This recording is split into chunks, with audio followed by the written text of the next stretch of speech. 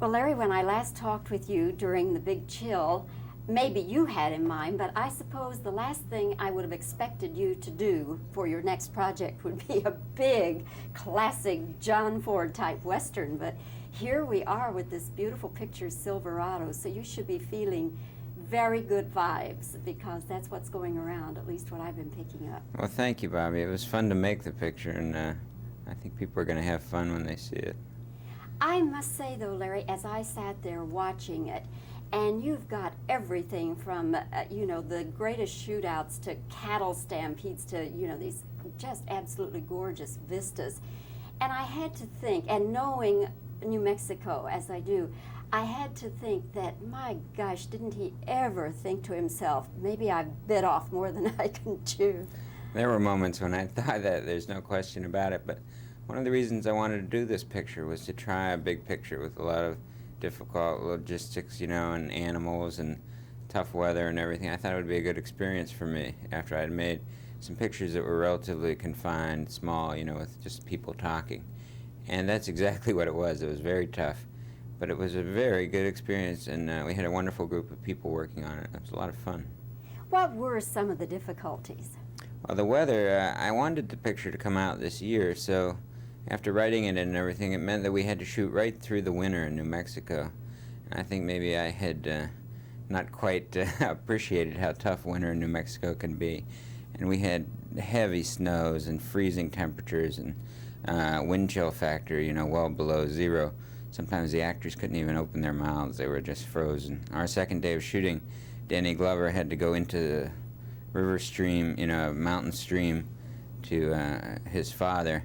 And we had to break the ice off the stream, and then Danny had to go in there and flop down in the water. And that was just the start of what turned out to be about 3.5 months of very rough stuff. How does a director say to an actor, I know the water has ice? Yeah, well, you pretend like he has a choice, you know, and you say, Danny, you know, you don't have to do this if you don't want to. And of course, that's the best way to get him to do it, you know. And but these guys were wonderful. They were gung-ho.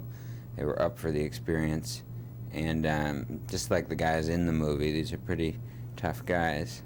And they were very much willing to do what was necessary.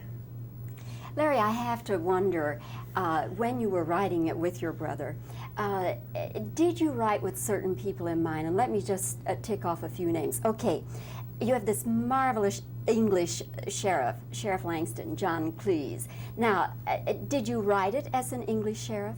Yes, in fact, we wrote that for John, because I had met John when I was in England doing publicity on The Big Chill, and I just liked him. We had dinner a few times, and he was so much fun. I wanted to hang out with him for a while, so my brother and I were writing the script, and we wrote a part for John, and luckily he agreed to do it. And he was a real delight. He's a wonderful, spirited guy. And he came during some of the toughest part of the shooting, cheered up everybody on the crew. Everyone loved him. He's a delight.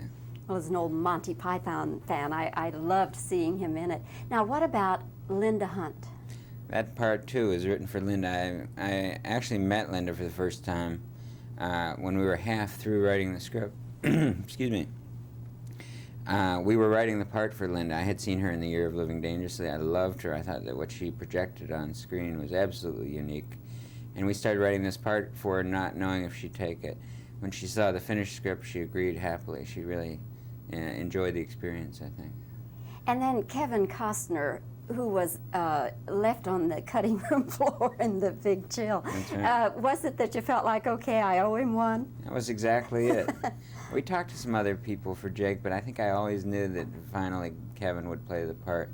I did feel I owed him a part. He's one of the most amazing young actors in America, I think. And this part is very much aimed toward him, and I think he just eats it up. Yes, and then Kevin Kline, also from The Big Chill. Now, he's just so at home in this role, but I would have thought, you know, he isn't going to adapt to this kind of lifestyle or this kind of film. Yeah. Again, we wrote that part for Kevin. I had, as you said, worked with him in The Big Chill, and I felt that in The Big Chill I was using only a small part of what Kevin Kline can do. I think he's one of the major leading men of this decade. He's going to be. And this part simply expands the kind of role that he can do, and I think he really pulls it off.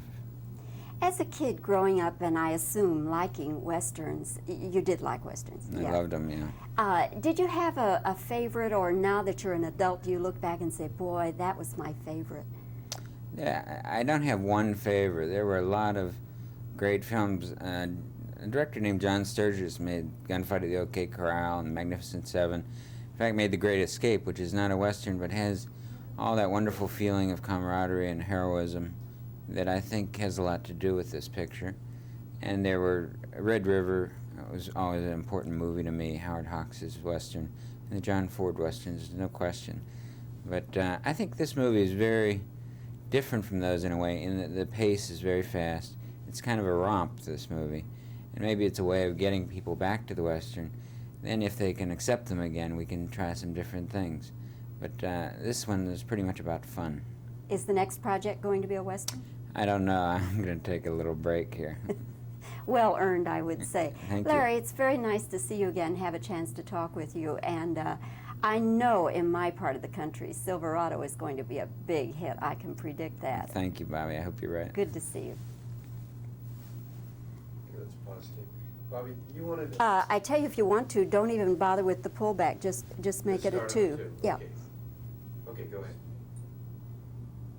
Well, Larry, it's good to see you again, and I know in my part of the country, Silverado will be a big hit. We've been waiting for a nice big Western. Oh, I hope so, Bobbie. Thank you very much for Good having to me. see you. Bye. Okay, let's pause and get the cutaways. And speak. Larry, as I looked at this magnificent big film you have, this big Western, I couldn't help but wonder if you didn't at some point think you bit off more than you could chew.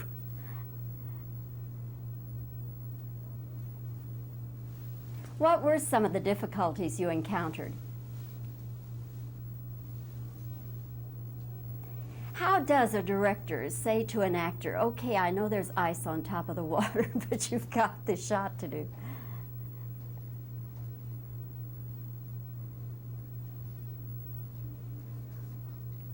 Did you have in mind an English-speaking sheriff when you wrote this with your brother?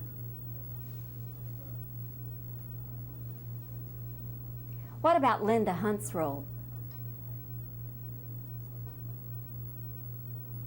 One might think that Kevin Kline would be totally out of his element in a big Western like this. How did you come to choose him? I have to do that over. Of course, you had Kevin Kline in The Big Chill, but a person might think that he'd be out of his element in a big Western like this. How did you come to choose him? In casting Kevin Costner, was it that because he was left on the cutting room floor in The Big Chill that you decided you owed him one?